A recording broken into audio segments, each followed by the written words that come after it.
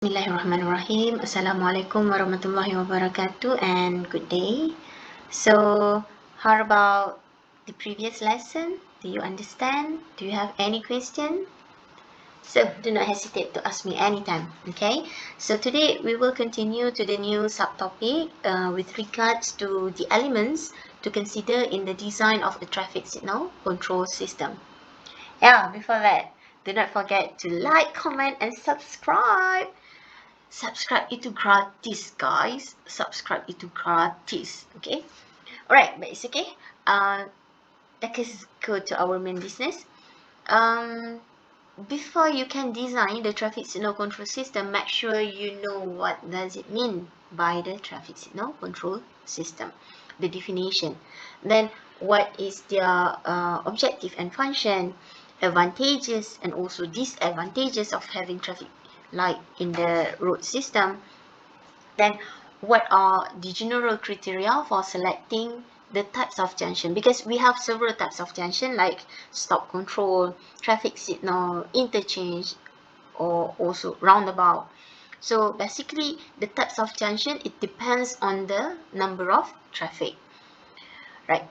So when we speak about traffic signal control system, the installation of this traffic signal control system is warranted if one or more requirements specified in any of the warrants are satisfied. Do you still remember what are the warrant? There are 3 warrants altogether. So the warrant number 1 is about vehicle operation. Here you have to look into the total volume, peak hour volume, and also progressive movement.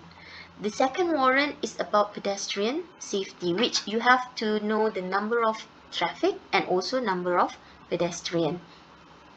And the third warrant is about accident record. You have to look into the accident record history, and also if warrant number 1 and 2 are not satisfied but they reach at least 80% of the value of figures, and the signal installation not seriously disrupt progressive traffic flow, and there is no other method found to be effective to reduce the number of accidents.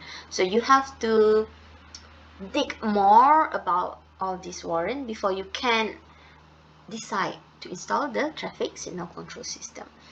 And in design this traffic signal control system, you have to be very familiar with the terminologies and definitions. So basically we have 5, okay, 5.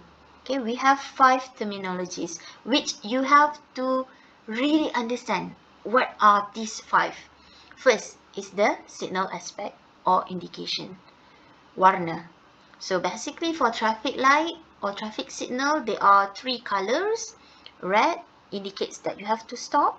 Amber, or sometimes you call yellow or orange, so it has 2 conditions: either you already crossed the stop line or not approaching the stop line. And the last is green arrow. Okay, basically there are 3 signal aspect or indication: red, amber and green. Second, you have to really understand what does it mean by cycle time. Third, traffic signal phase, fasa. So how many number of phases in one cycle time? So in one cycle time can have at least 2 number of phases. Fourth is all rate period, R. And the last but not least is the intergreen period. The intergreen period consists of amber plus orate period. So I is intergreen equal to A plus R. So now, speaking about all of these 5 terminologies, we will design the traffic signal and includes all of these 5 terminologies into our design.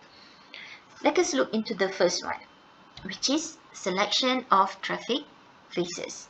As I mentioned earlier, the minimum number of phases for any junction is 2. In one junction, it can have up to 4 or 5. It depends on the number of traffic, but the minimum is 2.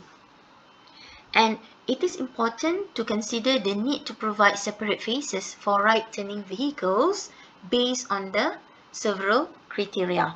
So these separate faces for right-turning vehicles is if the total number of traffic for right-turning is quite huge, quite numerous, so most probably it can cause excessive delay to all these vehicles. That is why we want to provide separate or dedicated phases for their movement.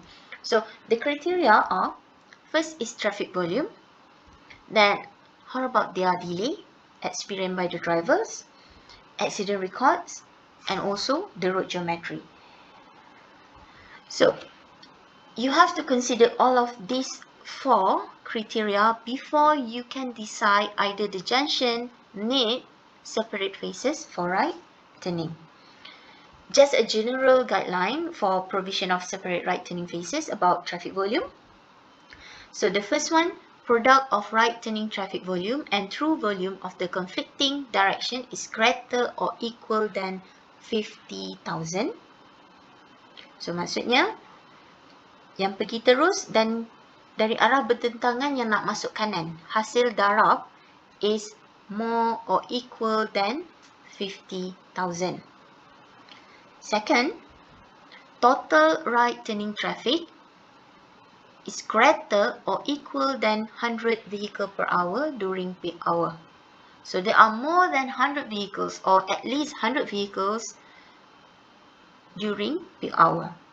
Third, number of right-turning vehicle left in queue greater or equal than 2 vehicle per cycle at the end of green period. So at one green indication for that specific approach, the number of right-turning vehicle left in the queue is more than or equal to 2 vehicles per cycle. So that is about traffic volume.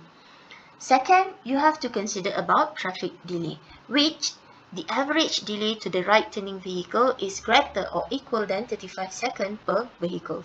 So each driver experience at least 35 seconds. Third, it's about accident involving right-turning vehicles. So it depends on how many approach. Is it just one direction or both approach?